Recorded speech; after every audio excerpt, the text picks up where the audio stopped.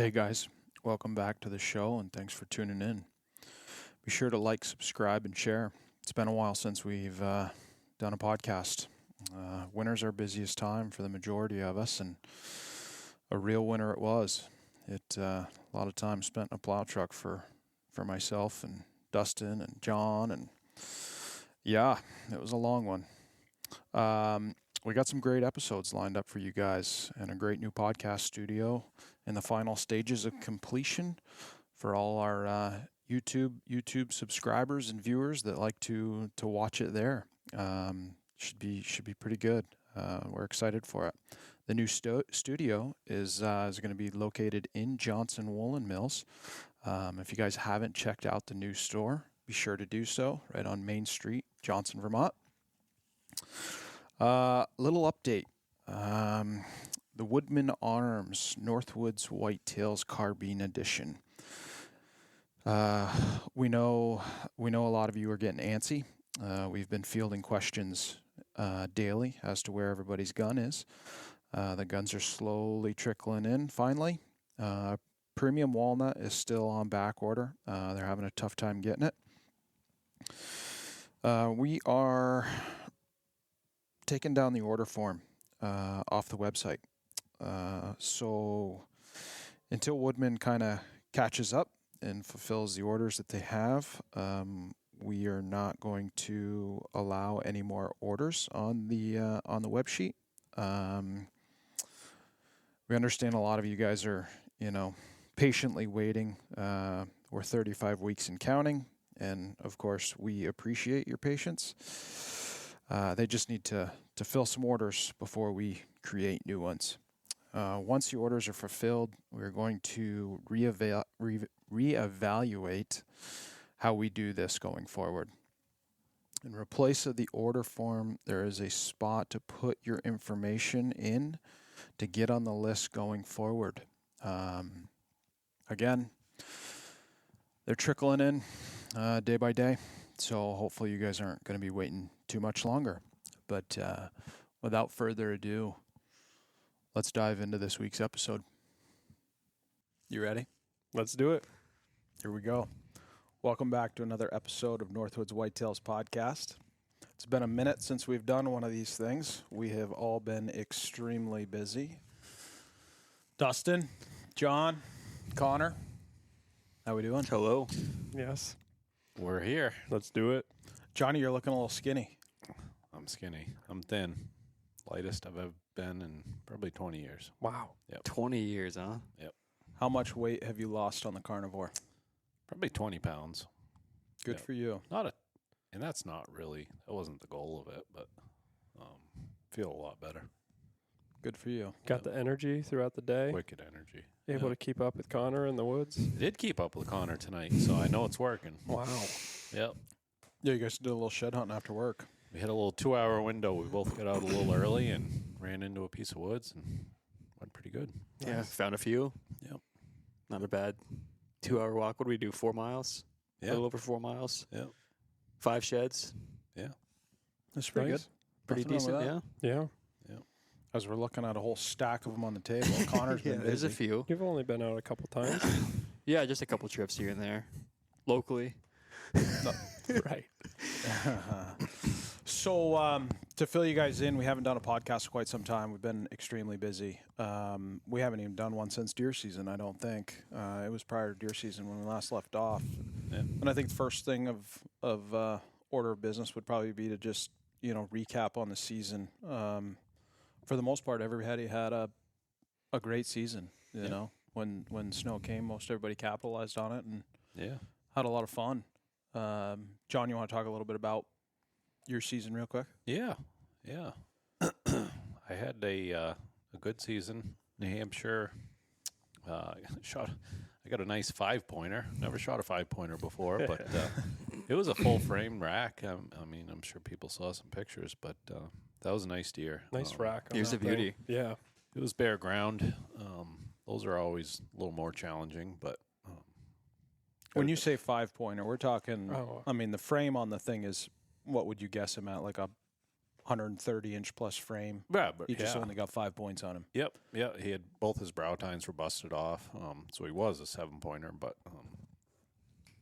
he snapping at the dog. Yeah, I mean, he had a nice big frame on him, and yeah, he was a beautiful deer. I couldn't be more happy. So that was before any snow came. What'd he weigh? Well, that's. What do you think, Connor? Do we just say what they weigh, or do we go down? Do we question the scales? Do we go down that rabbit hole? Why? What do you mean? What was going on with scales? So, where both Connor and I checked our deer in, someone messaged me after the season and basically said, "It's too bad you checked a deer in there," and I had no idea. And this particular guy said that he knows of 6 people that reweighed their deer, and they were all 16 to 17 pounds heavier. Wow. That's a big deal. That's Yeah. a big difference. Yeah. So whatever. Well, when you killed yours, I was like, that's got to be pushing 200. He looked like a big deer to me. Yeah. That's what I thought. Yeah, too. When he's laying there, when you're holding his head up, he looked massive. Yeah, you could see the length of him. Yep. And you see it in his feet. Yep. But he weighed 181 on the scales, so that's what I'm calling him. I mean, that's fine. Yep. I'm happy with that. Went to Maine, had snow. Maine was something I've never experienced before. It was like the Wild West. We had guys blocking off roads with their trucks. Oh, We geez. had loggers putting up no hunting signs. And, you know, there was... It was craziness. It was not a comfortable experience for me. I don't like doing anything wrong, and I don't like wondering if another hunter's mad because I'm hunting somewhere. Just it's not my style. Totally. Shouldn't be like that. No, it Should be. shouldn't. It shouldn't. I was completely uncomfortable. Had an opportunity. I found smoking fresh track from the road. Second or third day there, and it was basically a 20-minute hunt. That was a 6-pointer, nice buck, weighed 149 pounds, I think. And thought my season was pretty much over then, but Thanksgiving night we got snow in New Hampshire, and New Hampshire has a great program where if you're tagged out, you can take a youth hunter. So my girlfriend's son, I took him out on fresh snow, and he's never shot a buck before. He's never shot a deer before. He's tried with me a bunch of times, and we got on a track first thing in the morning. At 2 o'clock, he got him, and that was a beautiful deer, 8-pointer. So Awesome video. that was probably the highlight of my season was going with him, taking him out. I really enjoyed it. So Yeah. You had shared that over the group text, Yep. you know, that you took them out and stuff, but Yep. then you were actually put that video together and showed it to the Yankee Sportsman Classic where Yep. we went to, and being able to actually watch that all unfold, that was pretty awesome to see, and just really Yeah. bringing the youth in, especially, Yep. you know, your Yep. girlfriend's son and stuff, and Yeah. him shooting his first buck tracking, like that's what it's all about. That's cool. And it was a beautiful deer. I mean, Mhm. anybody would just die for that deer to be a You first told me deer. you thought you were tracking a small little buck to start, and then when you killed him, Yep. You know, and he had never shot a deer before, and I just wanted to get one in front of him, and we found a buck track, and it was a small buck track. I really honestly thought it was a 4-pointer or something, or spike horn or something, which I had no problem with, you know. And turns out we caught up to that deer in the hardwoods, and I put the binoculars on him, and he had a full rack, and I just couldn't believe it. But yeah, one shot on him. he shot at him twice. He missed him the first time, I think, but you know, he was shooting through some stuff, and you know, he was so inexperienced, he didn't realize to shoot again, and I'm standing right next to him, and he shoots, and the deer never takes a step, never moves or anything, and I'm like looking at him, looking at the deer, and shoot again, Cameron, shoot again. He said, well, I can't. There's stuff in the way. I said, just try to pick a hole and get it through there. I said, it will go through. And that second shot, I saw the deer flinch, and yeah, it was dead within 30 yards. Nice. Was that the first time you guys get eyes on that deer? No, I had seen him probably an hour earlier. We both saw him in the hardwoods, but it was real small, 3-inch trees that had been, it was probably a 30 or 40-year-old cut. Mm-hmm. And I just didn't feel comfortable with him shooting out. It was a long ways out, and there was very small windows, and the deer didn't know we were there. So I told him to hold off. I thought we could sneak up closer to him, and he disappeared pretty quick out of sight. But, that's when I did see the rack on the deer, and I knew he was a pretty good one. So, yeah. And when he shot at him, didn't he spot him or something? No, that deer was with a doe, and it was going right up.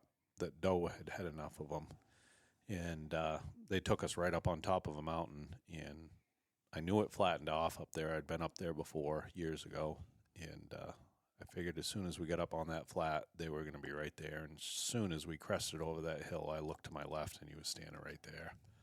So I grabbed him. He was behind me at the time. I grabbed him and put him in front of me, and I said, he's right there. I've seen his antlers. That's him. And, yeah, rest is history. That's awesome. Boom. So, yep. The excitement in his voice. He was excited. That's a really good video. Yep. A really good video. Yep. We'll be Fun. dropping that in the fall. Fun video to watch. Seeing excitement, exactly what you said. You Yep. can hear it in his voice and everything. Yeah. Back to your New Hampshire deer. You shot that on bare ground. Were you in heavy buck sign in the area that you shot that deer? Yeah. I mean, there was definitely a few bucks in there. I just felt like it was a matter of time. If I spent enough time in there, I was going to bump into one. I had no idea what was in there for bucks, but I knew there had to be a couple good ones. There was good track in there. Joey had told me that you're a really good sitter. You like sitting a lot. No. It's funny because All day sits he's for like, him. Connor, you were sitting at the time, right? Yeah, I sat all day. And a lot. And I'm talking to both of you guys, and, Yeah. and pulling my John's hair going, out. yeah, John's going, that crazy bastard. He's on like day 7 sitting. I couldn't sit if I wanted to. 20 minutes is it for me. Yeah, and you got up there. You're hunting him. Yep. Sat down. I shot that deer sitting down. And Sat down like 2 minutes. No. Maybe if you did it more. Oh, it wasn't 2 minutes. It was literally 30 seconds. Wow. I came to this end of this little softwood finger, and I just happened to glance over, and there was this perfect little root coming off a tree that made a perfect little seat. And I said, boy, that'd be a good place to sit. And I sat down. I looked to my left. I looked to my right, and I looked back in front of me, and that deer was coming up through the woods. That's how fast that happened. You must walk by so many spots. If you were to spend 3 days sitting there, you shoot a big buck. Oh, yeah, absolutely. Just send the pins over. Yeah. Yeah. I think if you sat in some of them for one day, you'd shoot one. I mean, I just can't do it. I get cold, and as soon as I get cold, I start You shivering. get bored, and then you get cold. It's just not enjoyable. I like exploring more than anything. Yeah. You know. Let's lead that into Connors. Yeah. Total opposite. A lot of boredom sitting there. Let's talk about that hunt, Connor. Yeah. I am literally texting you every day. How are you doing this? Still sitting here against this tree. Same old views. Yep. Yeah, no, I found this spot last spring of shed hunting. Found a couple old antlers in these oaks there that they hadn't produced for years now. But anyway, went back in there in September, loaded with acorns and some fresh bucks done in there already early season. So I bow hunted there some. Seen quite a few does when I was in there. Seen a small buck during bow season, and then ended up going to a few different states in between. And come muzzleloader season, which was late October, went back in there, started sitting for a few days. Saw, probably 7 or 8 bucks in the handful of days I was in there. Just kept sitting there, knowing that sooner or later a big one would come through, and they ended up just catching pretty decent buck. I think it was November 15th, like 1 o'clock. Cruising through there, checking for does. Yeah, it was the day before I shot mine. Was it? Yeah. Those were a good few days. A lot of guys shot bucks those couple of days there. Yep. So what was with this particular spot? Yes. What made you want to, let me try and move. What made you kind of want to sit there as long as you did? So just the topography, how it laid, it's kind of a small saddle between some bigger mountains, and there's some thick cover, some hemlocks and spruce and whatnot off to one side of this knob, and then nice long oak ridge, and they all seem to filter down off the oak ridge down through the saddle. Just big scrapes all through there. And with a cover in it right next to where I was sitting, basically, I knew those does were in there because I saw them pretty much every time I was in there. So it just seemed like a travel route for these bucks coming down off, making their rounds. They were coming out of the green? They were going down towards the green mostly, or just above me there's another bench, and they were wrapping their way around the top of that bench and then dropping down to the oak flat that I was on, or just continuing up the ridge towards the mountain. Pretty decent spot, yeah. You had a couple decent bucks that you had videoed with your cell phone. Yeah. Yeah, I saw, like I said, probably 6 or 7 bucks through there in those handful of days. One, the first day I was in there was a pretty nice 8-point. That was muzzleloader season, I guess it was. Let him go. I had some second thoughts about that. I sent John a message saying I'm crazy for letting that deer go. It was a big deer. It was a big deer, yeah. I think he was bigger body than the deer I shot, but his rack was okay. Wasn't a giant, but he was definitely a nice deer for sure. You had something in mind you were after. Yeah, there were some nice deer in the area. The one I shot wasn't the one that I was particularly after, but I couldn't really pass him up on day 7 or 8, whatever it was. Yeah. Better states to go to, so I was happy with the deer I got. Tell me what got you through those days sitting there all day long? Probably Facebook and Instagram, to be honest with you. Really? And Onyx. Yeah. I checked my screen time when I was sitting there that day because I'd bring an external battery to charge my phone with, and like my screen time was up to like 12 hours a day. Oh my! No shit. Not good. Wow. Yeah. I mean, I'm sure I missed deer that walked by me, and I'm just scrolling on my phone. Were you sitting in your saddle or were you sitting on the ground? I was just sitting on the ground in this spot. I found this big rotten log and kicked it all out. Had a nice backrest against a hemlock tree up on this bank. Nice little spot. Seemed like the wind was pretty consistent in there for all those days. Yep. It seemed to work out pretty well. Camp chair or anything? Or just No camp chair, right on this worn out foam pad I had. Not much left to it now for sitting there. Wore that the hair long on right it, off but- your ass, didn't Yeah, you? nothing left on there right now. It's growing back. Till next year. Huh. And then after that, you went right straight to another state. Yeah, I bounced down to Massachusetts. I had scouted this spot out in the spring. I'd found this drainage that came down off some bigger hills in the area with some thick cover in it, and just seemed like a good spot to catch a buck cruising. Got down there, I don't even remember the date. It was like probably mid-November, and walked into this area and found some fresh scrapes right in the same spot they were the year before, and bumped some deer up right there. So I set up in the saddle, and 4:30 that night, this buck came out of this thicket right next to me there and worked a scrape, and I got an arrow into him at like 20 yards. Didn't make the best shot. Had to go back in the next day, and I found him 100 yards from there. But Yeah. quick hunt. Nice. Worked out pretty well. That's He sweet. was a nice buck, probably, I don't know, 3-year-old, but Yep. I was happy with him. You got Had you been hunting that area a lot? This is my first time hunting this area. I mean, I shed hunted it in the spring. We found some antlers in this general area, and I just passed through this spot that I shot this deer, and I just marked it because it looked really good just to catch deer cruising up and down this bottom there, and paid off, I guess. For sure. A lot of historical sign in there, big scrapes, huge signposts and whatnot. Mm-hmm. Mix of oak, hemlock. Then you got another one down there. And then I got another one down there. Yeah, I went back to the same general area, and guess it was shotgun season. I brought the muzzleloader down. I think it was late November, and first day in there, I walked in to this oak ridge, which is right in the same spot as the same area I shot my bow deer in, and jumped some deer up as well right in the first thing in the morning. Poked around a little bit more that day, and then looped back that night to where I jumped those deer up because it was all tore up in those oaks set up there, and I think I had a doe and a fawn come through later that evening, and then last light I could hear some grunting, and sure enough, this buck comes up through and shot him. Kapow. Kapow. Down he went. Done. So let me ask you a question, and all of you can kind of dig in on this. How much does shed hunting actually help your hunting? Does it at all? Does your shed hunting carry over to actually killing bucks? I think it depends on the area. If they're all migrating from one area and you're finding these sheds miles away, then they're probably not going to be, for the most part, most of these bucks are probably not going to be in the area that you're finding these sheds in. But if you can find a spot where they generally are in the wintertime and fall, and you're finding antlers in there, then yeah, that's a good spot to more hunt. home-bodied. Yeah, exactly. Whereas some of these areas around here, they're just no deer for miles in the wintertime, and they're gone. And you might find their antlers 10 miles away from here, and they're not going to be found over there in October, November. Mm-hmm. Yeah, That's just what I've seen. I think it does help.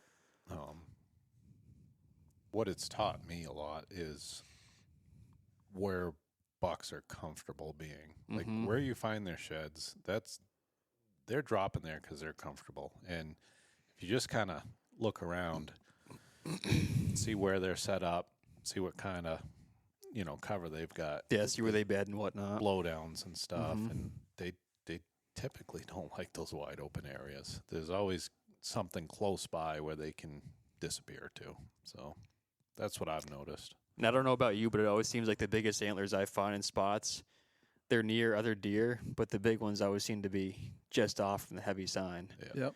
Whether they like to be secluded by themselves in a way, and maybe they work their way into some of the major feeding areas at night or throughout the day here and there, but they always seem to be separate from the small antlers. Yeah. Good to know. Mm-hmm. That's good. That's good info. How much will that carry over to like lay of the land? I mean, you're getting. I mean, it helps a ton. I mean, just the amount of miles you do walking all day long.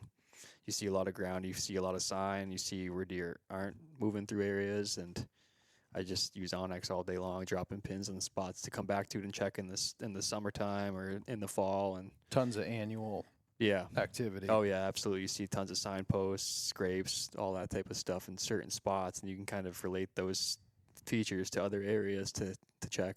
Yeah. It's the same thing, when I'm picking moose antlers. Yeah. You come across buck sign that you pay attention to. Oh yeah. Right. And I'm sure it's similar with moose. You find a pocket of one antler, then there's probably more in the area because they're there for a reason. Yeah. That kind of relates to myself and Connor just went out shed hunting, and we found 160, 180 antlers or something like that. Decent haul. Yeah, decent in Vermont. haul. We in Vermont. Yeah, exactly. Yeah, Vermont. Yeah, central Vermont. Sounds Right about around Stowe. Waterbury. Yeah, just right in backyards. Yeah. Backyard bucks. Mm-hmm. It amazes me how far some of those deer this year, for whatever reason, are traveling between bedding and feeding, right? Like we were seeing them travel. I mean, it was nothing for some of those deer to be traveling 2-3 miles from where they were feeding to actually where they wanted to bed. Mm-hmm. A lot of those deer out there, it seemed like you had to be within a pocket that they spent, let's say, 3-4 days at to be able to find those antlers. And if you found one there, chances are you were going to find more than one. You were going to find multiple. But finding that pocket was very, very difficult. Oh, yeah. Lots of miles in between before you get into one of those spots like you're talking about. Yep. Do you often find when you're picking antlers around here that where you find one, you're finding multiple? You're finding that bachelor group that spent the winter there, or are you just finding one buck and that's it? Typically, you'll find, a group of bucks in an area that late winter time frame, and they're all bachelored up. If you find one antler, generally there's going to be more around. But like you're saying, they travel miles still in some of these areas too, where they could be bedding a mile away from here, and you might just find the random antler in between bedding and feed, and then you're spending days trying to find the other sides. You find another deer's rack somewhere else. Yep. And we should mention that where you're finding these antlers, you're not picking around a feed station. You're finding where they were held up. Yeah. These are all pretty remote areas and where they put up shop for the winter, basically. Yep. You guys feel as though what you've found so far that deer had pretty good winter down here, or what? This is the first time I found a dead one was today. Oh, really? Yeah. I found a handful so far, Have just you? winter kills, yeah. But I mean, More this year than in past years? Yeah, Or- yeah. Yep. I the last couple of years, I haven't found any like winter kills as far as I remember. But this year, probably found 5 already, I would say, Mm-hmm. in just random spots. I know one was a doe, and then he found the buck today, obviously. But all the other ones, you see hair everywhere and bits and pieces of bones scattered around. But which I'm assuming is probably a coyote took one down, or maybe the cold snap we had there for that week back in February, I think it was. Yeah, towards the tail end of February, we had a pile of deep snow. I'm sure deep you snow guys and cold temps. Yeah. did down here. Yeah, it was really starting to add up. I know a few guys in the area that they said they found some dead ones as well that time frame. One guy found a button buck that was frozen right up solid. Jeez. No kidding. Yeah. Eesh. Yeah. I mean, it definitely was getting serious there. I mean, it was serious, but it could have been a lot worse because after we got all that snow, the super cold, it seemed like all of a sudden warm weather came in. We lost a lot. Oh, of Yeah, snow. it couldn't have come at a better time for those deer. seriously. Yep. Yeah. Yep. Did you see that buck that Eric found there last weekend? Did he send you that photo? Huge buck. Dead, full skeleton. Oh, yes, I did see that actually. Yes. I mean, shut out. yeah, it shed out, yeah. but I was like, that's 200 plus pound Yeah. buck, and he was like, Giant head on the he was thing. like, it's way bigger than that. Like it was a real big buck. It looked like it had died. I would say probably 4 weeks ago, judging by it. It was all still intact in terms of bones, legs, head, everything. And usually when they're coyote kills, they're pulled in Scattered. every direction. Yeah. I would say that died of winter kill. Yeah, you which know. is kind of surprising. I guess it seemed like they had an easy winter up until February. They had a lot of feed in most of these areas. Yep. You know, south central, south. Yeah. Not so much up your way, I'm sure. 'Cause Yeah, there's it's really no tough. acorns, but Most of the areas, I mean, down low where a lot of those deer will go, it's melted off, but you get just a mile, 2 miles back up the ridge, and there's still 2 feet plus of Oh, snow. yeah. There's a lot of makes for a long winter when they get dumped down in November. And It does, and it seems like a lot of those deer going into winter were extremely light, right? Like guys killing mature bucks that seemed like the average weight of a mature buck was 180 pounds for the most part. It seemed like they were down a solid 20, 30 pounds by the time mid-November even rolled around. I noticed that too a lot all around this area as well. It seemed like the weights were all down this year. I mean, there's a couple of nice heavyweight bucks that were shot, but it seemed like a lot of that 170 range for the most part. I know up by us, there wasn't a ton of beech nuts. I did not see a lot of beech nuts, and I don't know about oaks. Yeah. That you guys been seeing, but It was spotty around here. A lot of acorns in certain spots, but then other ridges are just bare. Yeah. No beech nuts as far as I saw at least, but Yeah. not like the year before. There's just beech nuts everywhere, it seemed like. right. And that certainly helps them get through the winter if they have a good mass crop year. Yeah, it does, and the season was kind of funny because it seemed like these deer started really kind of kicking things off that late October time frame. Like they were really starting to go. I think we had like a red moon the 24th of October or something like that, and it seemed like guys were seeing That's a lot what of it seemed like, yeah. rut activity, and then they were seeing it again around the 19th or so of November. And I don't know, I think a lot of these deer just ran themselves ragged, and kind of concerns me a little bit in some of these northern areas if we are going to lose some mature bucks because these deer went into winter just so light. So run down. Yeah, I mean, guys killing bucks in Maine during muzzleloader, mature bucks, 150-pound deer. Just, And dumping their antlers early, too, it seemed like. Yep, dumping At their least up in antlers. Maine, I don't remember seeing that over the years. I'm sure there's obviously a few here and there that do that, but it seemed like I saw more posts last muzzleloader season where guys are pulling antlers off their heads, dragging them out, or seeing shed bucks. Yeah, I saw one during muzzleloader in Vermont that didn't have antlers. Yeah. I got a couple photos of some up north that had lost them right around the 15th.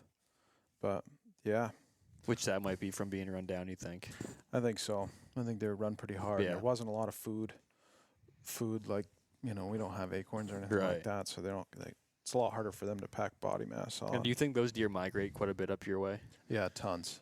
They'll get all all of the there deer for the winter. in the areas that I am hunting, all of those deer, I would say, travel a minimum of 15 miles to get out of there. Yeah, and quite honestly, most of them nowadays they're going over the border, especially in northern Vermont. They're going over the border to Canada because the yards are better, the snow is less. A lot of the wind. They get a lot of wind up there. It blows the fields right off quickly. All the bottoms. Plenty are of all food, I'm cedar. sure. Yeah. It's all Good ag. wintering habitat. Yeah, it's all ag country for the most part. So, yeah. So when are you going to go across the border to hunt? I don't know if that'll happen. They probably don't want us up there. Yeah, they definitely don't. That's for sure. That's for sure. Dustin, how about you? How was your season? My season was good. I would say it wasn't great as far as success, and I had a lot of missed opportunities, I guess. Not necessarily shots, but I capitalized on one up in Maine, which I was super psyched about. yeah, a lot of ups and downs, but yeah, that one up in Maine, it was pretty awesome hunt. We went up to camp and we had snow every day up there, and I got onto big buck track every day, so I couldn't ask for anything better for that. And yeah, it was the day after Thanksgiving, and caught a track from the road and got on them, and I stayed on the track. And actually, the previous days, I had not been able to catch up to any of these buck tracks that I had been onto, or if I did, it was right at the end of the day. These bucks were lining out; they just were not stopping. So I had a plan that I was just going to pretty much speed walk on them. And so I got out of the truck and I hunted fast, and I hunted, just got on I went probably 4 miles before I really all of a sudden realized that, or jumped him up out of his bed. But he had already done 2 loops. So I had gone probably a couple miles, and all of a sudden I look down and I see the same size deer track, the buck track, going one direction, and then all of a sudden crossing over and cutting like 90 degrees going the other way. And the first time I stayed on the same one, and I did one big loop, and then he came right back and he crossed over his track. So he crossed over his track once. Then all of a sudden I get up and I see he does the same thing. He stops, turns 90, and I see the track crossing over again. I said, no, I'm not taking that loop. I'm going to follow it this way. And because he had turned and looked at some doe tracks, or there was some other doe tracks, so I skipped that loop and I followed the fresher one, and all of a sudden it just was getting a lot fresher after that. And I stayed on him for, I don't know, yeah, like I said, it was probably 4 miles total, and I came around the corner and he showed zero sign of laying down. It was like, I was like, all right, I'm going to speed walk until I see, like, he gives me a sign of laying down, and I'll slow down, or I'm just going to keep on going, and if I jump him up, I have all day type of thing. And I come around the corner, and it were in some cuts, and he just laid right down. And I was like, I had absolutely no idea that he was going to lay down, but it's all right. So I just walked over. I waited 20 minutes, and I said, okay, now this is where I'm really going to, slow it down and creep on him. And that's what I did, and went probably maybe 100 yards or something, and he stopped running. And right then I was like, okay, he's going to be right here, because he stopped, he looked back, and then he just walked away. And I knew it, right? Like, I was like, I'm in the game. Side note that I want to bring up. So I have what's called ray nose. So like I lose circulation really easily. And especially in like cold weather or damp weather, I just like lose circulation. In your fingers, toes? Yes, in my fingers and toes, but especially my fingers. So like I always need to like if I'm moving, I'm fine. But if I stop, like if I'm just standing around, I lose circulation where like my fingers will turn white, and I just can't really feel the fingertips or anything. What's that cause from? Is that ski racing induced? No, or it's just something that I have, really. You lose feeling in the end of your. Oh my god. That was a solid question. No, that works well. Connor, okay, all right. Extremities. Your story. All your extremities. Well, certain moments. Oh my god. Anyway, so I had actually just switched gloves over, and so I started taking a few extra, like got the new glove on. Now you got me all rattled here. I was already rattled enough. Anyway, I switched over gloves, and I started creeping around, and I just took one more step around this corner, and he's standing right there. And he goes to turn, I pull up, and I have a lane to shoot. So I see it, pull up, and I thought my finger hit the safety, And I can't feel it, but I just, my natural pull up and I hit the safety and go down. I've done it a million times. So then I put it right on him. He does one leap. As soon as he lands, I pull the trigger. Safety was still on. And I was just like, oh my God. And I'm like, I take my thumb, I hit the safety off. And I mean, why this deer was running away from me and all of a sudden turned right, I don't know why. But that gave me one opportunity. I saw him running away and him make this right turn, and I had this one lane. And I just saw it in the corner of my eye, and I'm like, he's running right towards that lane. And I turned towards that lane, and I was like, as soon as he gets to that lane, I'm pulling the trigger. I followed him through. As soon as he hit that lane, I pulled the trigger. I felt good about it. Bang. And I was like, oh my God, I cannot believe I couldn't get that shot off. I felt good about that. I ran up all the way to where he was in that opening, and I looked down and there was hair. I'm like, okay. Like I got on that second chance, and I see I got hair. It didn't look great hair, but I was like, I hit him. I backtracked, I gave him a second, kind of caught myself, got my breath. Went back to the first shot. Of course, I didn't hit him. And then I was like, okay. Waited a little bit, got back onto the track, and I went probably 30 yards, and I saw that I hit blood. So I'm like, okay. I hit him. Doesn't look like great blood, but I hit him. So then I gave him a second, 20 minutes. I was like, okay. After the 20 minutes, I started back on him, and he probably went 50, 100 yards running, and he just stopped walking. And he started walking. I'm like, oh my God. So this deer is either really hurt, like is he going to bed down right here? So I started creeping and went probably a couple 100 yards, just creeping, looking. And he just was walking, but he was just like not in one direction walking. And it was like a speed walk. And so then I went, what did I say? I went probably 400 yards. And then I was like, okay, this deer is not slowing down. Like this deer I hit him. It probably back, probably hit him guts. He's not doing well, but he's not going to slow down. So then I was like, I need to dog this deer. Like I need to pick up the pace here.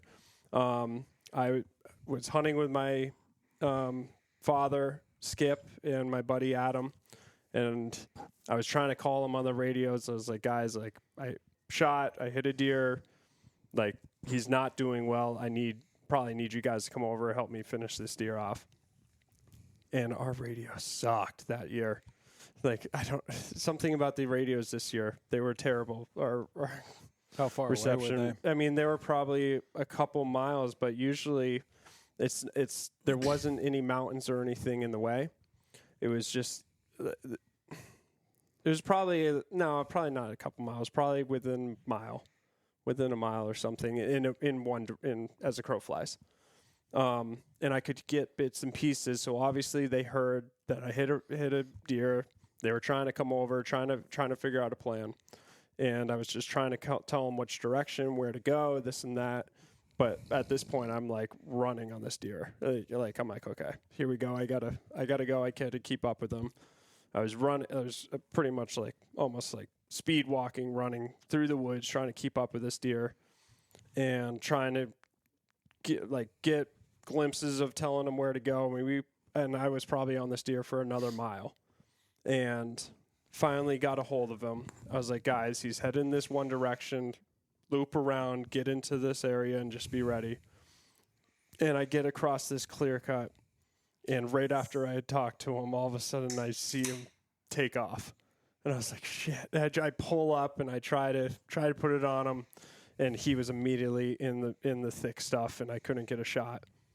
And I was like, okay, by me doing that, I could keep up with him. Like I caught up with him again, went over to where I jumped him, and he did two jumps and started walking again. And I looked down, and all of a sudden I see parts of his, inside. So I'm like, he's really not doing well. I got to keep up with him. And at this point, I'm like, guys, I just jumped him. He's headed in this direction. Get down there. Like, he's right in front of me. So then I stay on him. Every time he would jump, like he was bleeding dots like the entire time. Every time he would jump over a log, there would be more blood, but then like just dots, like going. And eventually I get a hold of my dad. I'm like, okay, like he's heading this direction, drive around. And he called me on the radio. He goes, I'm pretty sure this is your deer. Like, I drove past this road. There was no deer tracks. I came back. There's a buck track. And then all of a sudden he calls me, yep, there's blood in it. I'm like, take it. He's a half a mile ahead of me. I'm like, take it. Jump on him. Oh, wow. So this deer's like covering some ground. Yes. Did he just run? Was he like He was foot in it? What was he no, doing? no, all four, but like speed walking. Were Would you not giving him stop. time, or were you just motoring No, on at him? this point I'm like running. Yeah. And so I'm like chasing after It's this got to deer. be late in the day now, too, at this point. It was it? getting close. Yeah. It was getting close. I knew he was not going to survive the night, but it was like, You hate to leave him. I'm going to get this deer Yeah. down. And so at this point, it was probably like 1:30, 2 o'clock or something. And my dad gets on him. And so then I get a hold of my Adam, and I get out to the road, and my dad was just creeping on him. I'm like, just like this, because it was a little bit since I had jumped him. He had gone like a half a mile or something. I'm like, he's probably going to be bedding down across the road right there. Just creep on him. We'll try to loop around. And I looked on my Onyx, and I was like, there's going to be a funnel because there's a wide open clear cut in this river. He's not going to want to go through each. And I'm like, I'm going to sneak around and get onto the backside. And my dad was just creeping along.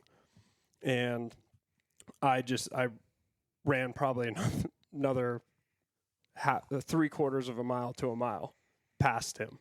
And I was like, I'm getting ahead of this thing.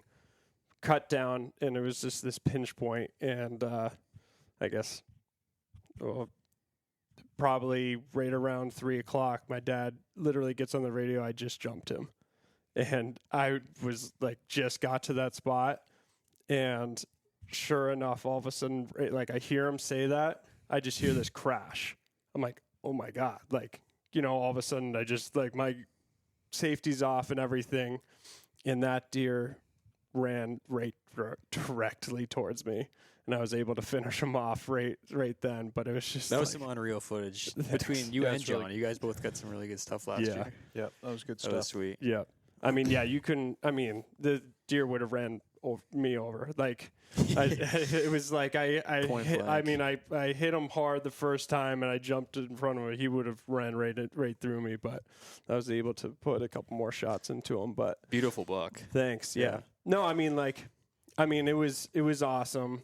It's unfortunate that I hit him that way the first time, but it was like, That's how as it far goes as sometimes. it's how it goes, and it's all about putting that deer down as quickly as possible. It sucks, but that's hunting. You can't always make the perfect shot, and it's just you just got to do everything you can to, finish off the job. And a lot of guys probably would have just left him. That's to lay exactly overnight it. and Totally. did the right thing by staying on him. You had daylight. And especially if you do have some like buddies with you, or anyone like my father and Adam were with me, I was like, guys, you got to help me out here. Let's get this animal down and, do whatever you can. And that's exactly what it was. I mean, yeah, he was not going to make the night, but it was like, no, we're going to get this deer down right now. But Finish him off sooner than later. yeah, no, finished him off. Yeah. Beautiful buck, scored in the 120s. Yeah. I need to, that was a green score around 125. So I'll need to go Beauty. and do it or to see what he actually scores. And Was he like a 180 or something? Yeah, 180, Yeah. 179. What time of year was that? That was the Friday after Thanksgiving. Oh, wow. Late Yep. season. Yep. Did we weighed up that much? Yep. Nice. Yep. Big So- deer. Yeah, It seemed like a lot of them were right there, 180. exactly. And I mean, like I picked up his track, and it, looked like the buck I shot 2 years ago weighed 220. Like, just big track and And he was cruising that hard in the last week in hard, November. man. All of these, this past that entire week, like I said, I mean, I literally would get on a track and they would just be lining out. Yeah. I wouldn't catch up to them and until 4 o'clock. Multiple times I caught up with a buck right at the end of the day, but I was rushing because I was losing light. And so I really couldn't, get a good last, couple hundred yards in. But Yeah, you had that happen one more time after that, yep. wasn't it? Or was it before that? Oh, You had one right at last light that you'd caught. You just didn't dare shoot. Yeah. That was a good rack buck. Yep. Yeah. You're talking about the Vermont one? Yeah, Vermont one. Yep. No, yeah. I had that happen, and then also them heading down to the yards, and I freaking tracked one right behind someone's house. I had all of these I was in the big woods. I mean, I went through miles of open, like big woods and stuff, like huntable woods, and this deer decided to go right to the houses, and I'm like, all right, I can hunt past this house, and sure enough, he stood up right with the house silhouette right behind it. Then you saw John in his tree stand. Exactly. And then I was like, this is where John's been hunting. Doing my all-day sets. Yeah. You got to get a bow in your hand. I used to bow hunt. Why don't you anymore? You got nothing else to do. Yeah, nothing. It's a lot of it has to do with work. Most of my work's an hour away from home, so if I work till 4, I get home at 5. There's just not enough time in the evenings to get out. Weekends are always crazy. I'm trying to button up everything for the fall so I can hunt in November. It just hasn't worked out. I do want to go, but it's maybe this year. Tell Niddle, come September, I'm gone for 3 months now. Yeah. You just got to drag Nettle out there with you.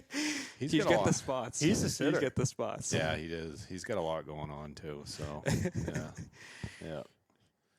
What about you, Joey? Let's talk about your season. Not very good. No. You guys are all over here chuckling. No, it was okay. You were the most efficient, though. That's right. You got Then on you step in the woods. Yeah. Right. Fair enough. Fair enough. Wasn't going to bring it up.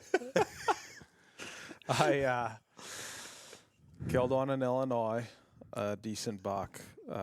It took everything I had to do it, though. I mean, it took like 6-7 days. It was warm weather. Yeah. Was not seeing a lot of deer movement. Finally got into a tree, just this pecker pole of a tree where all these bucks were kind of like hanging out. I threw up an observation stand to be able to see the whole farm. And they were all coming out of this one place. I just couldn't get down in there with the wind without blowing them out. And I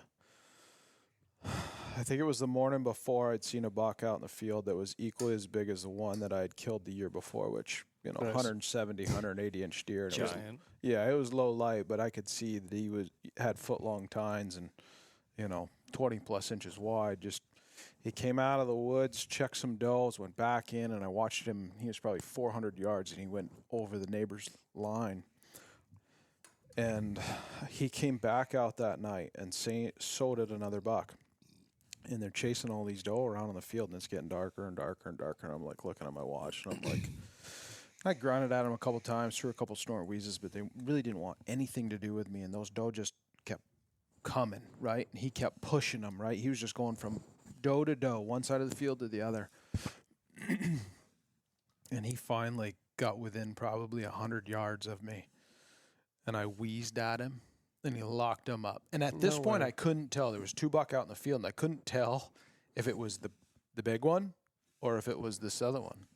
And he stiff-legged it right to me, and it was getting dark and 20 yards. No kidding. Yep. That's cool. Dropped another 20 yards. And then That was a nice buck, though. Yeah. yeah, was no, it was a good buck. yeah. Yeah, it was a good hunt. And then I got home, went to New Hampshire, got home. Yep, Johnny over here on Instagram. Yeah. Needs to get back on Facebook. Checking his DMs. Yeah. I know who he's messaging. Yeah. I got home that night from Illinois. The next morning I went to New Hampshire, and I had this spot in mind from the year before, just historical data, these bucks that were daylighting in this area. And I didn't make it there. I was flying down the road probably, 45 miles an hour, 50. And this little 6-pointer comes right up out of the ditch, nose right to the ground, and I locked him up. I've never hit a deer before in my life, right? and Happens quick, doesn't it? oh shit. TRD went- Pro does a number. Oh, that skid plate, it works. I recommend works. getting a skid plate, yeah. He freaking skidded across the pavement. And all of this is like slow motion to me, right? I'm like, buck in the road, nose to the ground, lock him up, hits him, and he just goes skidding across the pavement, right? Goes right over onto the bank, and he gets up. When he gets up, he took out of there like a fucking rocket. And when he did, and he jumped over the bank, I noticed like the last 4 inches of his leg was dangling on his right side, and I was like, son of a bitch. Like, I thought I was going to get out of this thing scot-free, right? Little did I know, I looked in the rearview mirror and there's fucking plastic everywhere in the road.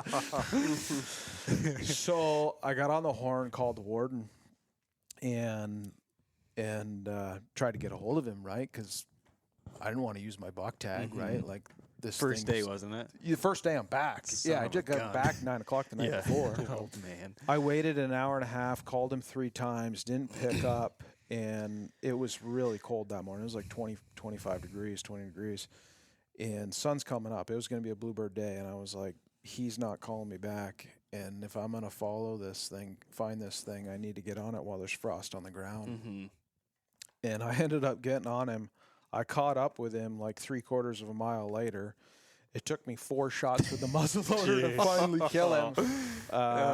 Yeah, I felt so bad. I mean, he was just a little.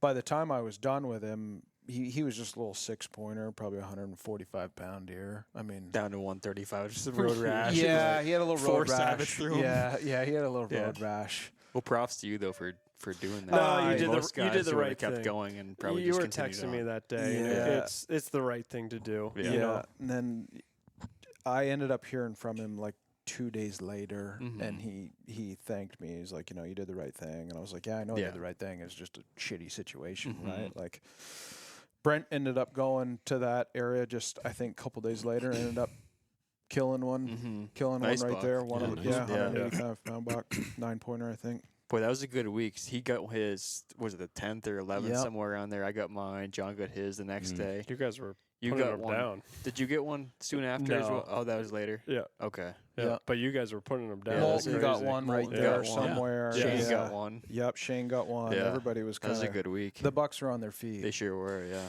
Yep. And then after that, I think it was Vermont started just shortly after, within a couple days. Me and Dustin got together with Skip and Adam and hunted the first day of Vermont Rifle, Yep, and that it was was the first time I've done something like that where you get in with a group of guys and hang out, and we all went back to the truck at lunch and grilled on the tailgate and just had fun. Yep. That next Sunday, I went up north to an area that there was a really big buck hanging out, and it was warm, it was bare ground, and I ended up standing that buck up. He was like 150 yards, and I didn't know it was him at the time, and I ended up letting lead fly. It was just getting dusky, right? And I could hear something over the bank, and I just took like 3 steps to like see if I could see it. And when I did that, he must have had my wind the best I can figure. My wind was going over the top. He was getting my thermal going Pulling downhill. down. The sun was off to my left, and the sun was pulling that thermal right down to him while he ran it up. And that's all I could see. When I took those couple steps, I could just see movement going, and then he really started to go. I'd tail up, and you can see it in the GoPro. And he's 150 yards off, and you could just see tines. Oh, like, man. And I sent one fly, and I thought I was good on him. And I got up there, and I looked around for 20 minutes before it got dark, and I couldn't find anything. But it was one of those situations that, like, I went back there 2 days later above that area. I didn't go exactly where I hit it. I thought I'd hit him. But it was one of those situations that I look back on, and I think, like, did I hit him? Did I kill him? Is he right there? Like, I just not find... Did you feel confident on the shot? I did. Yeah. And I'd shot my gun just days prior, and that thing was dialed. Yeah. You know what I mean? I don't know. Best thing I can figure that I'll go in there this spring and take a look around again, just just to Do some grid searching. yeah ease my mind, you know. Did you ever hear of anybody having photos or seeing him again? No, that was the thing. He was never on camera again, and nobody saw that buck. No shit. He's a buck that he would have made number 1 in Vermont. Yeah. You'd have heard about something like that being killed or being found. Yeah, hands down, he would have made number 1 in Vermont. He was a big one, and it was warm the rest of that first week of rifle, and I didn't hunt. I ended up working, and then we got snow, I think, that following Friday, and I jumped a little ways away, thinking that maybe the buck could be over there. I ended up getting onto one, and he was chasing a doe. Him and another buck and him were chasing a doe, and I jumped him twice, and each time he was nose to touch hole with that doe, and I could not shoot. And it wasn't 600 yards later, bang, bang, bang. That's right. And went up over the hill, went to that direction where, you know, I just stayed right on his track, and I just got up there, and I was like, well, maybe he didn't shoot him. Maybe this isn't the guy, right? And I just turned right on the buck, just a smidge, and all of a sudden I heard noises, and I was like, I whistled, and he whistled back. I was like, hey, and I went over there. Before I even got there, he's like, Joey Davis. Oh my God. Yeah, and he'd recognized us, you know. He watches all the stuff and whatnot, and I was super happy for him. It was a good buck. It was 10 pointer, 188 pound, probably 135 inch buck. Really? Nice. Yeah, Beauty. Yeah, Nice. really nice buck. And the best part was he had his kid with him. Yep. His kid witnessed the whole thing. Yep. He had one of our darn tough hats on. Awesome. Cool. Yeah, That's cool. We'd met him, you know, at the show the year before. And Was he sitting? no, he was walking in, and that buck was. Running towards him. Yeah. That buck was, he could hear that thing coming. No Bah, shit. bah, bah. He was right on that doe. You know, and I've seen it before, like where you jump that buck with the doe, and she's hot, and he's not leaving her, and he'll just, she's running to get away from him, and he's running to catch up to her, and he just pushes her forever. You know what I mean? That's just what they were doing, just loping and loping and loping. Yeah. But the next day, I got in the truck and drove to an area, a new-to-me area that didn't have snow. I hunted on bare ground for 5 days, saw a handful of rubs and a handful of scrapes, while everybody else was killing bucks on snow back east. It was And it was killing so hit me. or miss, it seemed like, with snow. Yeah, but I saw, I got onto a buck track the last day that is by far the biggest buck track that I've ever seen in my life. You know, it was a 300 plus pound whitetail, absolutely enormous, and look forward to making it back there at some point. You said that was Southern Vermont. Yeah, Southern Vermont, Wyndham County, Wyndham County. Yep. And then, boy, after that, I got home. We got all that snow. Deer started migrating up north. You couldn't even go a lot of the roads up north. They were all getting out of there. I went to Maine and hunted their muzzleloader season, and I missed one. And then about an hour later, I had the Woodman not go off on a buck that was 60 yards broadside, 140 inch plus buck. I mean, really nice. Ouch. One. Yeah, and it was my Didn't fault, click it all the way I back, guess. did you? Yeah. I tracked this buck days prior, and super smart deer. He kept the wind at his advantage every time, and the first time I jumped him, I knew what he did, and I took off running on him, and I couldn't catch him. The next day, I took him again, and same thing, could not. He just stayed ahead of me, kept the wind in his face every time. I tried to strangle him out basically by going around him, and it still didn't work. Well, I picked up another buck track up where I had taken him originally, and it was a 180 plus pound buck track, and got right to the top, and sure as shit, I could see the back of a deer, and he scooted just a little bit, and I ran up the hill, and he stopped, and I could see brow tine and beam, and I had a crotch tree, and I put it right in between on his neck, pulled the trigger, boom. And I thought sure as shit that I hit him. Like, I don't typically miss with a muzzleloader. And I reload, right? I bend down, I reload, and I just close that muzzleloader. Click, you know, not hard, softly, because I thought he was either dead or he's right there. Most of the time, they don't know what when you Especially shoot a with a muzzleloader, they Yeah, don't go it very seems far. like. Click, and I get up there, and no blood, no hair. I was like, you got to be shitting me, right? Well, he's going downhill. I was like, all right, here we go. Paid no attention to the gun. Get on his track, go downhill. He comes right down to the brook crossing, and at the same time, that great big one that I had been on days before comes right onto it, right? So the big one went first, the smaller one went second, right? And the smaller one obviously knew that I was on his ass. The big one did not. And where I jumped that big one before was just 100 yards up the way. Dave Brent was behind me filming. I was like, I'm going on the big one, right? Like we all do. I get up there. Sure as shit, that buck's standing there broadsides. It's like 60 yards away. Pull up, and nobody home. And he takes off running with that doe, and I could have wrapped that fucking gun around a tree. What had happened? I didn't close the action hard enough, so that little tab The brake trigger. Yeah. didn't come down. The gun didn't lock up The fully. gun did not lock up. And then I chased that deer one more day after that, and we had knee-deep to waist-deep snow in this area at that point, and I was like, we are going to see who's got more fucking gas in the tank. Yeah, he did. He did. He did. I chased him up over the mountain. I tried cutting him off at one. I could tell. I looked on the Onyx, and I could tell he was going to go on the backside of this mountain, and it's all steep ledge. And I was like, he's going to go right for that pinch, right? And he had just beat me to it, and when he did, he bedded right there, like any big buck would do. He's on the pinch, and he's going to look back down at me, right? And when he did, he turned and went up over the mountain. And we were going through drifts at that point that were like waist deep in spots. Like he would bound, and then he'd have to walk because he just could not go. He got over the other side, and I took off running on him. I ran on him for probably a quarter mile, and he ran the whole entire time downhill. Like he knew.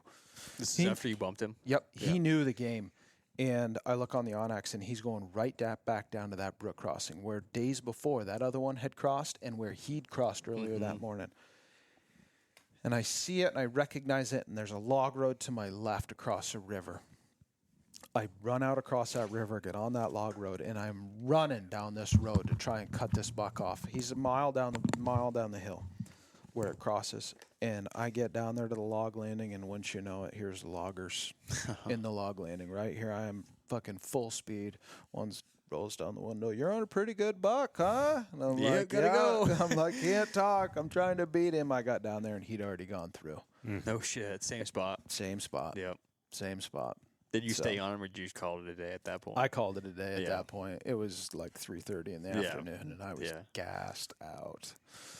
But outside of that, it was a pretty good season. I had a lot of opportunity, saw a lot of smaller bucks that I just didn't pull the trigger on. Hunted Vermont a couple days during muzzleloader season and just saw a stupid amount of deer. Really? Yeah, they were not yarded, but they were like staged up a mile or two away. Yeah. I think one day I saw like 14 doe. Do you think they do that? They'll work their way out of the bigger woods or mountains, staging themselves out. Yeah, they stage Come- until it's like yeah. definitely time for them, it seems like, to go, Yeah. right? But That's kind of what I feel like they do too around here. yeah, you know, I feel bad at that time of year though because there's so much snow. They're kind of putting their guard down, right? And like I'm not one to go into a deer yard, and Yeah. it's just not my thing. But yeah, no, it was a good season. I think that there's going to be a lot of good buck Oh yeah. this Absolutely. coming fall. Seems like a lot of nice deer made it. Yep. So we'll see. Rolling We'll back see. around into almost summertime now. They'll Yeah. be growing their antlers here soon. Yep, it's getting there. So one of the things that we want to do in this podcast, obviously, there's been a ton of talk about what's that, Dustin? Nothing. There's been a Tingling. Exactly. ton of talk about the new proposed regulations in Vermont. John, you probably don't have a clue about them. Connor, Clueless. have you paid much attention? I have not. No, I've caught gist of what they're talking about doing, but I haven't read into any of it. Moving youth weekend to the weekend before regular season. Isn't that what it always was? No, so it used to be, Yeah, it used to be. Okay. Yeah, but then they changed it, and I mean, I think that's great. Yeah. That they, because then it's like everyone's getting into it, like as far as like all together, and you don't have the extra gap in between. Like the kids are like it's closer to when the bucks are actually in rut and everything. I think it's good. More likely to be colder weather. Yeah. Sorry, go ahead. When was it last year or the It was last like in handful of October, years? wasn't it? I think it was like one of the last weekends of October. I don't Yeah. know. I Oh, was wasn't that around. early? Yeah, Okay. yeah. But I don't know. I think Yeah, it Well, would give them more opportunities to see buck moving, I would think. yes. That So- early mid-November time. So if the whole point of youth season is to get youths involved and to get deer in front of them, why wouldn't we hold it earlier in the season? How early? Early. Like Kansas holds it first week of September, right? So do other states, right? Some of these other Kentucky, Midwest. I think, might do a super early youth season as well, I feel like. Why not give these youths the opportunity, say, before bow season starts, to hunt an environment that is Predictable. suitable for them, right? A lot of these little fellers, right? They get cold pretty easy, get bored That's out of their true. mind. Yeah. Why not give them an opportunity to hunt when it's 60 degrees out? Coming off that summer pattern, too. I mean, people seeing them out in the fields all summer long and whatnot. Yeah, most of the Be a time good when time you're of year for a kid to go out there and sit for a night. yeah, and most of the time they're sitting anyways. Right. So Yeah. Yeah, the next one is allow antlerless permits to be used during the regular season. What do you make of that? So is that including or excluding the doe tags for muzzleloader? I don't know. How Or is does an additional doe tag on top of the how does muzzleloader? Vermont do that? Is it like a lottery for doe tags? They or- do a lottery right Yeah. now. Yeah, For a muzzleloader, but for archery, you can buy what, 3 or 4 yeah, you can buy. tags, and you can yeah, shoot you can buy. 4 doe, Yeah. 3 doe, whatever the heck it is. Yep. Yep. So What do you there's think only- about being so- able to shoot doe during rifle? I think it depends on the area that you're in. Yeah. For example, where I was from, central Vermont area, some of those areas, there's a pile of does around more farms, smaller wood areas, but you go to some of the bigger woods in the Green Mountains, and there's not very many deer around. Places that people probably shouldn't be killing doe. That's, yeah, just my opinion. Dustin, Oh, boy. here we go, There baby. we go. Tell me what you're thinking, Dustin. So as far as extending the doe season, so like I understand like wanting the biologists and like the deer biologist wanting to try to lower the number of doe. That's in certain areas, and in one of my opinions, it's not everywhere. But my biggest thing is all of a sudden you want to have regular season. If it's brown, it's down out in the woods. I see it as like almost like a safety issue. If there's hunters out in the woods and they are just flinging bullets because they see brown, and like sure, there might be some spike horn rule that you can't shoot any spike horns, in certain areas, but I don't see them necessarily always following that. If they see a deer, they're shooting, and it's just find it out scares later. me, man. Yeah. Like it scares me walking around in the woods, and Vermont is a state where it's not mandatory. You have to wear blaze orange. And all of a sudden you're getting people like that are just seeing movement and are shooting at it. Like it's already pretty dangerous. And now you're bringing this into the state. It scares me of like just seeing how many bullets there will be flying around in those woods. But like, obviously I get like the idea of why they want to bring it. They want to try to get more doe shot and try to control the population. I don't know. It's just, to me, there's, Would It's you do almost it? like certain areas need to be broken up more Yeah. in the state. Like, for example, Maine has the expanded archery zones. You can shoot, I don't know how many deer you can shoot in those areas. And Massachusetts has the same thing. They have the east side of the state and the west side of the state, and you can shoot more in certain zones depending on the population. Yeah.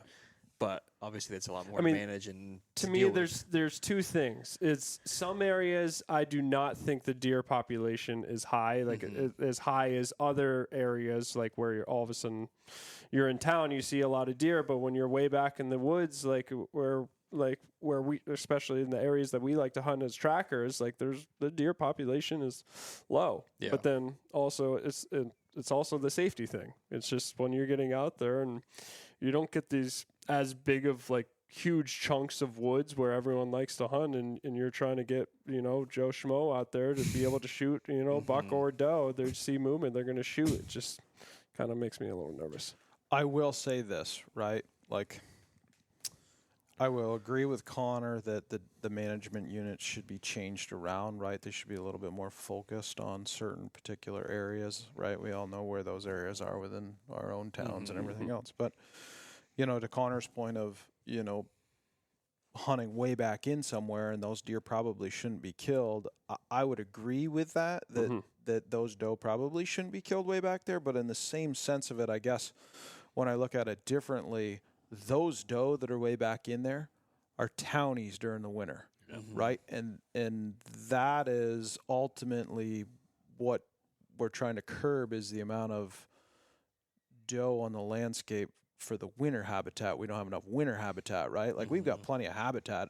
I mean, a whitetail can survive anywhere, those 6-7 months out of the season, right? There's green everywhere to eat. It's a winter habitat. It's that 4 key months of winter that there's just not enough, thermal cover. Basically, there's just not enough winter habitat to sustain them all. Doesn't help that we keep on cutting down all the habitat, though. No, it that's doesn't. That's the other thing. It's like double-edged sword here. It's like, we should shoot more deer because there's not enough deer yards. It's like, well, they just keep on cutting them down. So You keep cutting them down. You keep building houses in them. You keep running snowmobile trails through them, whatever it may be, right? I mean, it's a forever problem. I was just saying, I got a spot that I find quite a few antlers in, and it's all marked out to be logged off. I'm like, you got to be kidding me. This area is beautiful, like nice hemlocks and oaks, and these deer are just always in there. It seems like in the wintertime, every tree in the area is marked out to get chopped down. It's the same thing of being back in where Joey and I are from. There's an area where the deer like to yard every year, and it's all marked up right now. Yeah. They've already done half of it, and they're proposing a 7-unit townhouse complex. Yep. I mean, right in one of the biggest deer yards. Yep. Around. Really? Yeah. It'll Yes. destroy it. It'll destroy it. Yeah. And it just makes me so frustrated. And for Who's what? passing this stuff? Well, see, that's the. I'm going to tell you something. In this situation, money speaks. Oh, 100%. Because this is someone that's got multi-million dollars. Yep. And he will buy the permits that he needs to put those to get the buildings timber off there. Yep. Yeah. Yep, to put what he wants in there. Yep, that's a shame. So, yeah. It is. Well, I think in the end of it, like, how else are you going to reduce these doe tags? How else are you going to reduce doe population? No, I understand. Like that's the most efficient way. That's what I mean by, like, I understand. It just makes me nervous. Like, it really does. It just, like. Or is it still going to be a permit process, right? Are you still going to have to put a doe permit in to get this? And is this your doe permit for the year? Can you use this doe permit all the way through the seasons, right? So gun season, you have your early doe season, you have your rifle season, and your late doe season. Is that your one permit? And is this your only firearm tag? If you shoot a doe during rifle season, can you still shoot a buck or two? Yeah, so what they're saying is, which is further down the line, basically allow hunters to hold 2 antlerless that's a different one. Basically, it's, if you shoot a doe and you shoot your first buck that's got 3 points on a side, you can go get another buck tag. Okay. And that can be any buck. Doesn't have to be 300. That I don't know. I don't know. I mean, I hope it's 3 to a side, but You guys that's are just my complicated personal. over there. Well, it's Very complicated Well, over that's there. why we get trophy bucks. Next one, remove archery season closure during the regular season. I know you're not a proponent of this, just the area that you live in. I feel weird. Yeah. It makes me nervous for people being able to use compound bows during times that they're not supposed to be shooting. You by compound you mean crossbow. I'm sorry. I meant crossbow. crossbows. I'm using crossbows at night. It's very easy to get away with Murder. Guys aren't doing that. There's one apple tree on Edson Hill that a friend of mine used to mow the property, and one spring he found like 8 bolts underneath this one apple tree. It's like 45 yards off the road. Oh, yeah, there's man. like 8 bolts under this one tree. I Yeah, haven't seen a deer there in a couple years. Oh, it's That's the dough management for you, I Yeah. guess. really though. But yeah, so I'm nervous that if like crossbows can be used at all times, that you're going to see them used at all time of the day. Unfortunately, you're going to have shit bags in every situation, it seems like. Yep. You know what I mean? Yep. It takes all kinds to make this world go round. Yeah. Allow hunters to hold 2 antlerless permits at a time. Good or bad? You got 2 in your pocket, 2 old nannies come in. Right. You wing them both?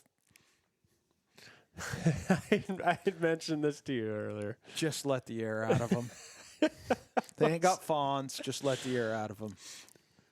I come from like the ethical part where if you shoot an animal, you try to get that animal down as quickly as possible. And if all of a sudden you're just flinging arrows out there and out of the same tree stand, and one, you didn't make the best shot, so it takes you a little bit more time, then all of a sudden you have to get back to the other one, and who knows where that went. It's kind of like a spoiled hunt or spoiled deer if you can't find it because you're wasting all of your time on that one animal. If they both run north, you got an issue. So that's just kind of how I look at it, and it's like I understand the whole you get 2 tags in your pocket, let's try to get like 2 doe down, but I just see like why couldn't you just make that shot, be able to get that doe back reported in and be able to get a tag right then and go right back out into the woods. And I don't know, it's just the way I think, and being what's the most ethical type of hunting here. Connor, 2 old nanny does come in. You winging them both? Oh, they're getting whacked. Yeah, they are. Air's out, deflated. Air's out, deflated, Okay. dragging to the truck. Yep. Next one, allow hunters to take a conditional second. I'll just shut up over here. John's sleeping over there. What are you doing? What do you think, John? I'm listening. This is Vermont. This is out of my jurisdiction. I just came back, so I missed half of that talk. Yeah. Teeth are flowing. Okay, allow hunters to take a additional. When you gonna play? second You buck. gonna play that guitar for us over there, Connor? Yeah, I can play your riff. You know, there's probably a lot of women listening that Oh yeah. Connor's single, and Yeah, we're on any the prowl. any We're single rutting. ladies, he's got a guitar leaning up in Yeah, the we- corner. We're here. rutting, he says. I think these single ladies should Velvet's be hitting growing. We're Connor up. rutting. on Where's your primary Instagram. scrape these days? And my primary scrapes on every saddle around here. Every watering hole. Oh God. Watering hole. Second buck You tag. got a good or- couple cameras there too? Yeah. All right, back to Still topics. camps. Jesus. Better check to see what's going on down there right now. Oh man. Me and Snake will head down. Second buck tag. Yes or no? Isn't Vermont 1 buck tag right now? 1 and you're done. Yeah. So Archery or gun. 1 Yeah. and you're done. What Now did they Connor wanna- just say? Whack 'em. Oh, they're done. Whack them. now Fill they them tags. now they want to bring in back to 2 buck tags. Yeah, if you shoot a doe and a buck that's got 3 points on one side, make you eligible for another buck tag. So does that mean during archery season, you have to shoot a buck with 3 points on the side to Correct. get your second buck tag? Correct. So you couldn't shoot a 4-pointer? You're done. Yep. Meaning you're done if you shoot the 4-pointer? You're done if you shoot Oh, the 4-pointer. Gotcha. Yep. I don't think it's a bad idea. Oh. Yeah, if think you it want to makes- shoot a big buck. Yeah, I I'm think giving it a thumbs up. Yeah. I think it gives a little bit more incentive for bow hunters to get out there as well. There's a Right. lot of guys like Hey, and if you're in the Yeah. stand and 2 doe come by, you can whack them both, right? Yeah. exactly, Yeah. exactly. That's right. Buy 2 more tags afterwards.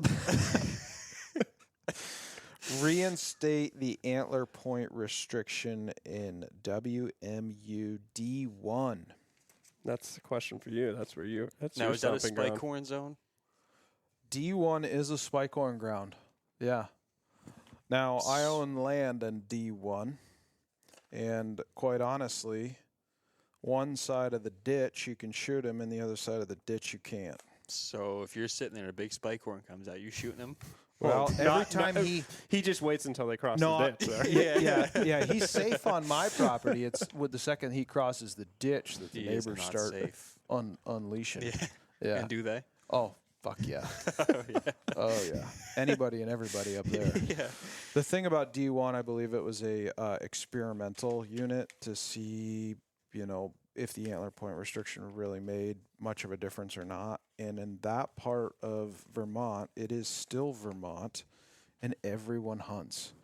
And most everything up there is farm country, and it's all box blinds and whatnot. And typically, deer get shot, right? There's a lot of good hunters up there. Everybody puts their time in. They've all got food plots, farm ground, whatever. They're shooting bucks.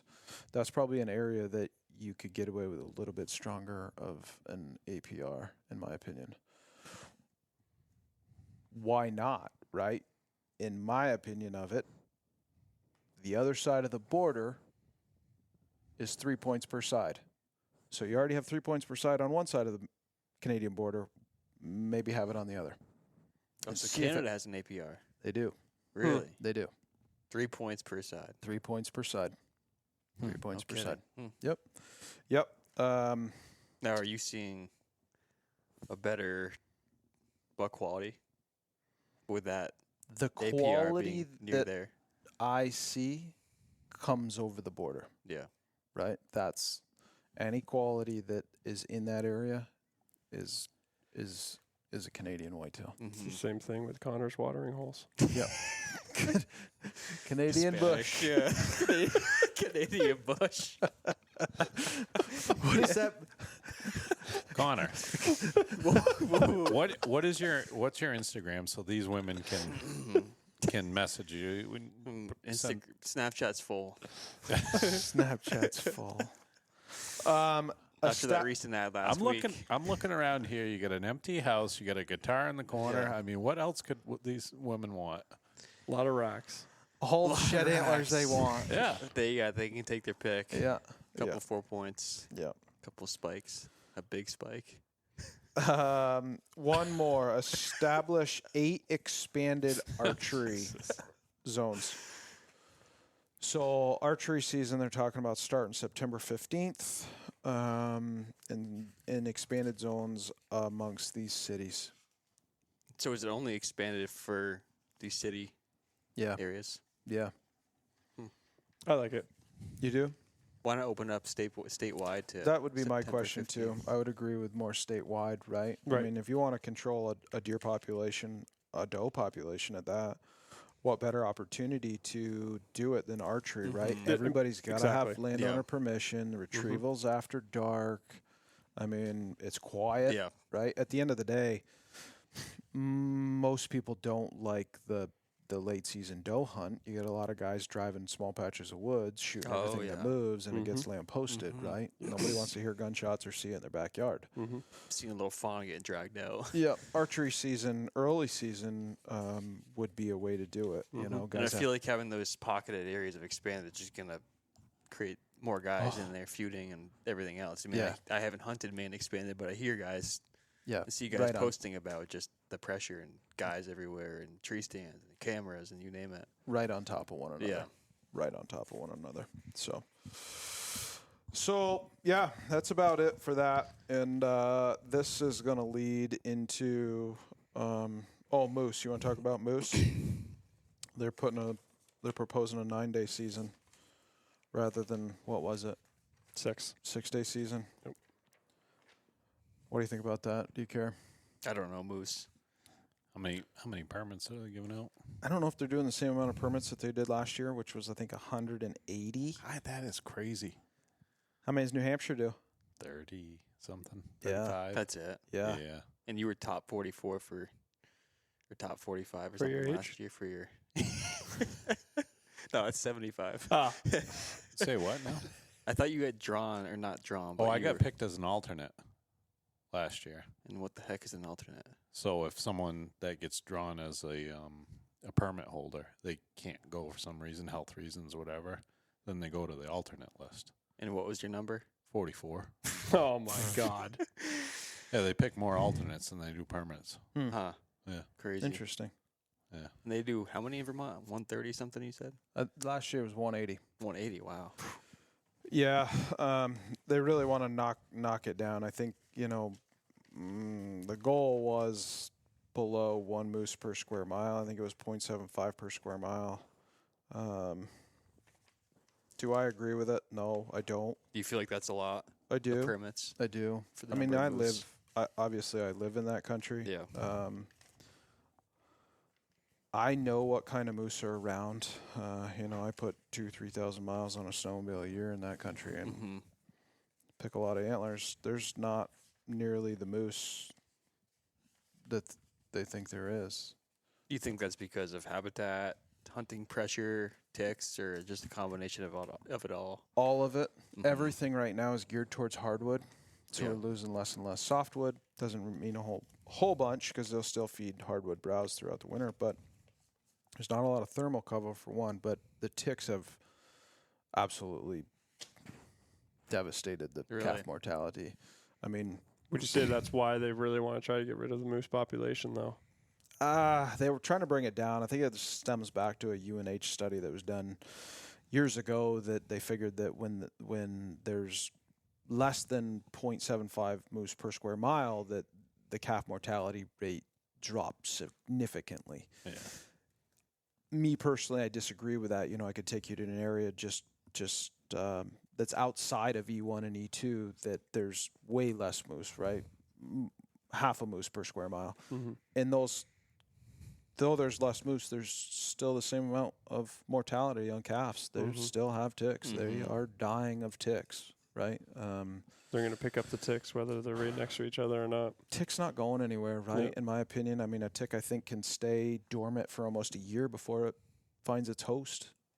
And I think, that they're figuring out that these mild falls, right? These moose still congregate that time of year. They still yard up, per se, right? And then that's when they find their hosts. When you have early snow, it makes them burrow. When you don't, it makes it far greater of a mortality on these moose. What about these cold winters? Like, we haven't had super cold or snowy winters, obviously, this year. Doesn't make a But- shit's bit of difference, It's all right? about the fall. Yeah, Yep. it can be as cold as it was this past winter. You Yep. go up to a moose bed, you'll pull grape-sized ticks out of that moose bed. They look like they're frozen solid. Ugh. Put them on the dash of your truck and just let it warm up a little bit, or put them in the sunlight. Give them 5 minutes, they'll start crawling around.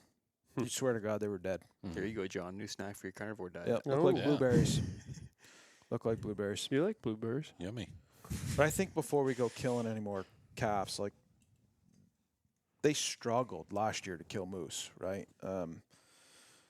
Before we go killing, What did they shoot last year? I don't remember how many it was. Did but it they was, fill the 180? No. Like, I think that they were maybe, I don't know, 60, 70, something like Wow. that. Yeah. But I think that a thermal drone should be in the near future to figure out how many moose are actually on the landscape before we go killing a pile more. Because there's really not that many of them around. And weren't they talking about changing moose seasons? Yeah, they were. They're talking about changing it to a 9-day season just to give people a little bit more opportunity. I think that the 6-day it's been tough in recent years with the weather because the weather's been warmer, rainy, or whatever. Now, is that extended for archery or rifle? I think just rifle, but I don't know that. I guess if you were going to do that any differently, I would shift seasons, put archery the last week of September and rifle to follow that first week of October. That's primarily when the rut takes place and give these people a little bit better of a hunt, you know. And with that, they are going to try and put like a special, like a hunt of a lifetime. They get 3 permits a year. And actually, Jamie was the one that put it in front of the board a couple years ago here. I don't know where she got the idea, but to have the hunt of a lifetime hunt those 3 permits, hunt during archery season when those bulls are receptive to calls. Nice. And what is that? You can buy those? It's not a lottery for the hunt of a No, lifetime? that is a hunt of a lifetime. So the kids all, somehow or another, there's a draw system. Oh, okay. And they're all kids with disabilities and, Oh, nice. Yeah. you know, That's great. whatnot. Yeah. Yeah, it's a wicked good thing. I Yep. mean, there's some local guys that are part of the organization that put a ton of time, That's do great cool. things with it. Yeah. And New Hampshire does it too, or at least they used to. Yep. I think that's about it. One of the questions I want to ask you guys is 200-pound bucks. They killed 79 of them in Vermont. And when the statistic came out, it seemed like people were like kind of like PO'd a little bit, like Vermont, you know, it's a bad place to shoot 200s. New Hampshire's much better, you know, Maine. What do you guys make of the 200-pound thing? I think it's extremely hard to do it now compared to what it was 20 years ago. To shoot a 200-pound buck. Oh, yeah. Yep. Yep. There's just less of them, you think? Oh, yeah. Is that climate? It could be. It could be, you know, obviously the population has increased. Whenever you have a species where the population increases, you usually the size goes down. You know, it's either quantity or quality. So 20 years ago, you say there's less deer, but bigger deer. it was easier to find a 200-pound buck track 20 years ago. Really? No doubt. There's a place in Vermont that back 80s, right? Like there was a camp, local guys, like wicked hunters. They would step into this basin, 4 of them, and by the end of the day, every single one of them would be on a different 200-pound buck track. Holy smokes. I could take you up in there this year, and you would not cut a 200-pound buck track in probably 16 days of rifle. Is there more deer in there now, you feel? Nope. Not at all in that area. Yeah. No shit. Yeah. What do you contribute that to? A lot of it is that the habitat's been logged off and it's Yeah. all been geared towards hardwood. Mm-hmm. There's just not enough yard and ground Yeah. for these deer. There's plenty of habitat, you know, outside of the season, outside of the winter. Yeah, that you makes sense. know. Where are you more apt to shoot a 200-pound buck? I should say New Hampshire, Maine, Vermont. Like, how would you classify Vermont, New Hampshire being as similar as they are? I don't really know a whole lot about Vermont other than you guys have a pile of deer over there. I think is what you're trying to ask is like when I think of I want to go out and try to shoot a 200-pound track or buck, I would go to New Hampshire because you hear a lot of big deer being shot over there, you know, and like I would just imagine that there's going to be more 200-pound buck over there. Is kind of like it's just where it seems where everyone is flocking towards and wanting to track is New Hampshire. Me and you were talking not too long ago about the size comparison of the states. Yeah. I mean, Vermont and New Hampshire got to be pretty close to the same size, I would Yeah, think. basically just flip them upside down and they're basically the same Yeah. damn thing. I'd be curious to know how many 200-pounders they shot in New Hampshire last year compared to Vermont. They shot 106, I believe, last year. 106. And Vermont shot, what'd I say, 79 over 200. Mm-hmm. So relatively close. Keep in mind, New Hampshire has 15 more days of early season bow, where those buck are more apt to weigh up and another 15 days of gun season before Vermont starts. Yeah.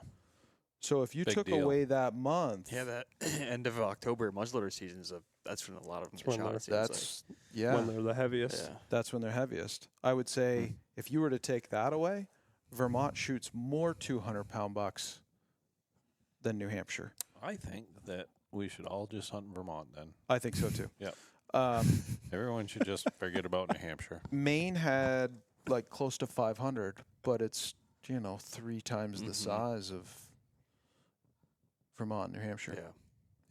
And parts of Maine. I mean, they start bow hunting over there. First week of September? Yeah. Just kill a lot of big ones then, and then Yeah, a they lot got, of the what, a state. 3-month season or damn near. Yeah, a lot of the state they got Over. 6 weeks worth of gun seasons.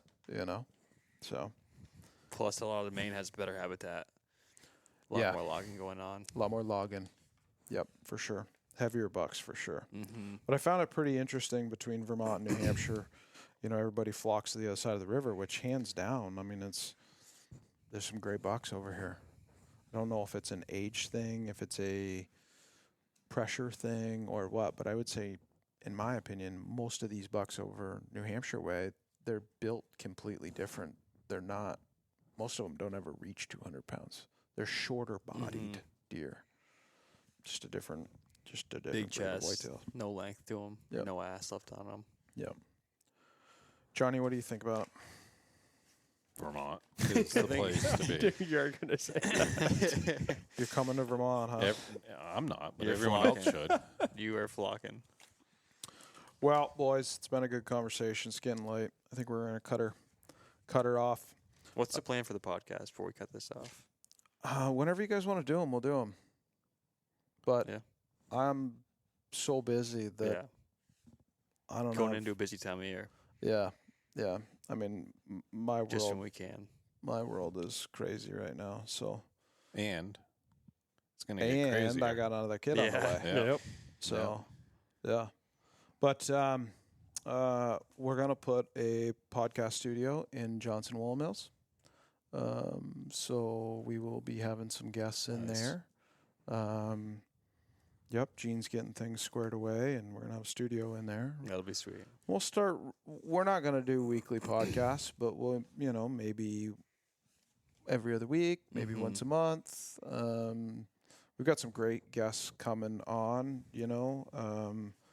Probably the next one you guys will hear, you'll hear a lot about the proposed regulations. We're gonna have Nick Fortin on and dive deeper into all this. And we've got a bunch of guests. It's just making it happen. Finding the time to do it. So Yeah, sounds good. yeah, Sounds unless great. Dustin wants to take it over. Dustin, Right. you taking it over? I'm building a house this summer, Yeah, you're not. So you're not that busy. Yeah. Yeah. And you're getting married. and I'm getting married. Yeah. Yeah. Got a little. You know what happens next? Exactly. What do you think he's You're building the right. house for? Mm. More deer Yeah. heads. More deer heads. Yeah, more deer heads. Yeah. Yeah. Well, so it sounds like it's gonna be John doing the podcast. Yep. John and Connor. Yep. All right, gents. And Snake.